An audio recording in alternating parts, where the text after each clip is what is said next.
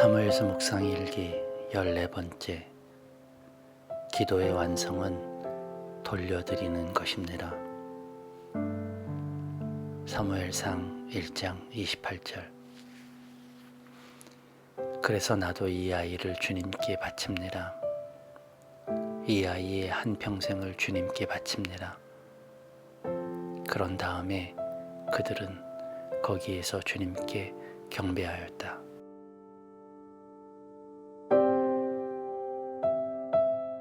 좋은 아침입니다. 오늘 아침은 좀 여유로울까요? 주말 아침의 여유가 평안하시기를 빕니다. 오늘 본문은 제사장 엘리를 다시 만나 자신의 이야기를 전하는 한나의 목소리 마지막 부분입니다. 자신이 드린 기도에 하나님이 응답하시고 그 응답의 결과인 사무엘을 대동하고 이 자리에 온 자신을 피력하죠. 간증과도 같은 이야기입니다. 어제 묵상에 포함될 일부분이지만 따로 묵상을 이어가는 것은 이 본문에 나오는 나도라는 표현 때문입니다. 그래서 나도 이 아이를 주님께 바칩니다. 이 나도라는 말을 곱씹어 보면 먼저 하나님께서 하신 일이 있기에 나도 무엇인가를 한다는 뜻이 됩니다. 이미 하나님께서 하신 일은 드러나 있습니다. 한나의 기도에 응답하신 거죠. 하나님은 한나에게 소원대로 아들을 주셨습니다. 기적과도 같은 일이 벌어진 것이죠. 한나는 얼마나 기쁘고 행복했겠습니까? 우리는 주로 기도의 응답을 이렇게 생각합니다. 하나님이 주신 것에 감사하고 하나님이 행하신 일을 찬양하는 것으로 끝납니다. 그리고 그 자신이 기쁘고 행복한 만족을 누리죠. 금세 사라져버리고 금세 잊어버리는 우리의 감사와 기쁨이 오늘 묵상의 주제는 아닙니다. 한 소원이 이루어지면 또 다른 소원이 생기고 또다시 기도가 시작되죠. 이미 이루어지고 응답된 기도를 통해 나를 사랑하시고 나의 눈물을 아시는 주님을 경험했지만 새로운 소원의 기도는 그 사실을 다 잊은 채 또 원망과 불평과 낙심과 슬픔의 기도가 이어지죠. 마치 사사시대의 쳇바퀴 돌듯한 하나님과의 씨름은 아버지의 마음을 읽기보다는 나의 소원이 이루어짐의 유무에 따른 욕심의 발로라는 사실을 확인시켜줄 뿐이지만 그 또한 오늘 묵상의 주제는 아닙니다.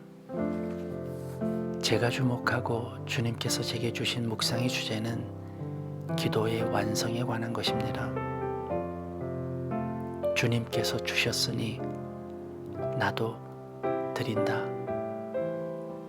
3, 4년쯤 지났을까요? 바로 아이를 잉태하고 젖될 때까지 시간을 감안하면 한나가 지난번 이곳에서 눈물로 기도한 때에서 좋게 그 정도 시간이 흘렀을 것으로 보입니다. 그리고 지금 한나는 그 자리에 다시 섰죠.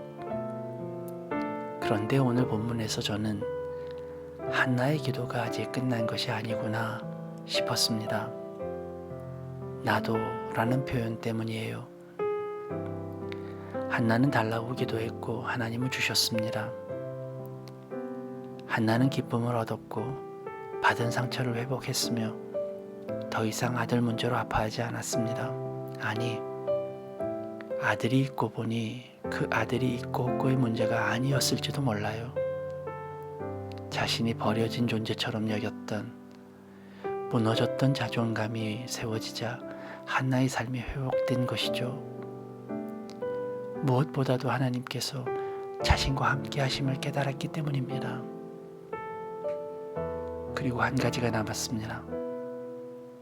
그것은 이제 자신의 응답이에요. 어쩌면 하나님은 한나에게 자식을 주신 것이 아닐지도 몰라요.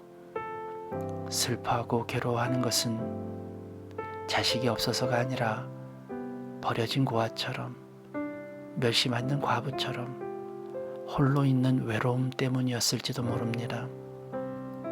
이에 하나님의 응답은 내가 너의 아버지다 라는 것이었죠.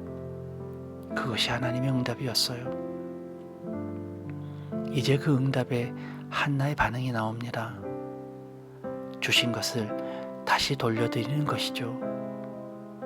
이것이 한나의 기도의 마침표죠. 사랑하는 여러분, 기도는 받는 것에서 끝나지 않습니다. 기도의 완성은 받은 것을 이제 돌려드리는 것입니다. 주신 재능도 주님께 쓰임받아야 가치 있는 것이고, 주신 학식도 남에게 돌려주어야 풍성해집니다. 품 안의 자식도 세상에 나가야 하고, 나만을 향했던 시선도 하나님의 시선이 머무는 자리로 향해야 온전한 성장의 영성이 됩니다. 하나님이 주신 것은 우리의 기쁨에만 멈추지 않습니다. 주신 은혜의 완성은 받은 은혜를 나누는 것이고, 주신 사랑의 완성은 받은 사랑을 베푸는 것이죠. 그렇게 기도의 완성은 다시 돌려드리는 것입니다. 모든 것이 주님의 것이니까요.